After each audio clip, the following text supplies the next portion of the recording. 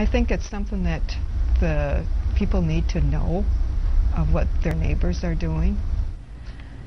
Here in Grand Rapids, a mother coming to 24-hour news aid after a man is charged with sexually assaulting her son. That assault more than a decade ago. The charge is coming after the victim in the case was busted for possessing child pornography himself. 24-hour news aid's Tony Tagliavia is live in downtown Grand Rapids right now, sorting out the details for us. Tony?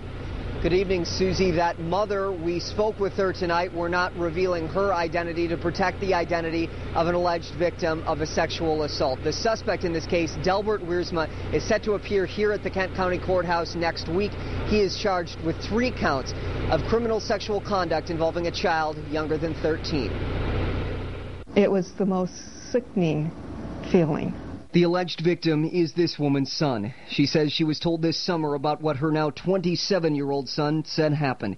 He told police that from the time he was old enough to go to school until he was 14 years old, he was sexually abused. I felt like the whole world collapsed, that I just could not imagine somebody that I had trusted over those many years that would ever do something like that to him. Or to any child. That someone she trusted, both she and prosecutors say, was this man, Delbert Wiersma. She says she knew the man because they were both members of Christian Reformed Church. Church leaders say they've investigated the situation. They are not aware of any other victims in the church.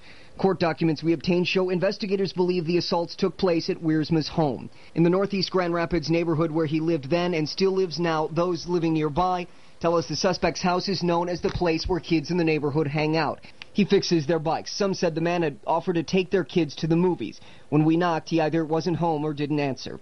As a single mother more than a decade ago, this woman says she thought it would be good for her son to spend time with Wiersma, someone she knew. Now, after learning of the alleged abuse, she says there were warning signs she missed. Being a mother, I should have known what he was saying and should have had it checked out further, but it didn't do that. After a sleepover at Wiersma's house, her son said he only wanted to go back in the daytime.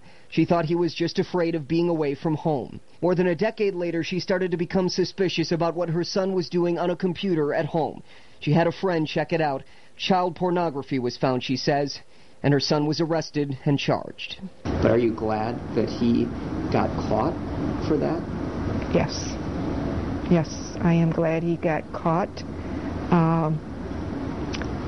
That he couldn't go any further with it, that he can now go and get help, and that this all can come out of who did this.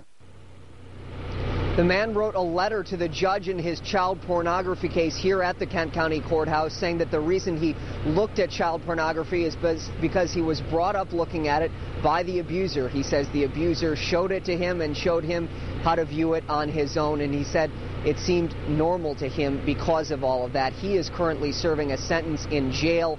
Wiersma is set to appear here at the courthouse Monday.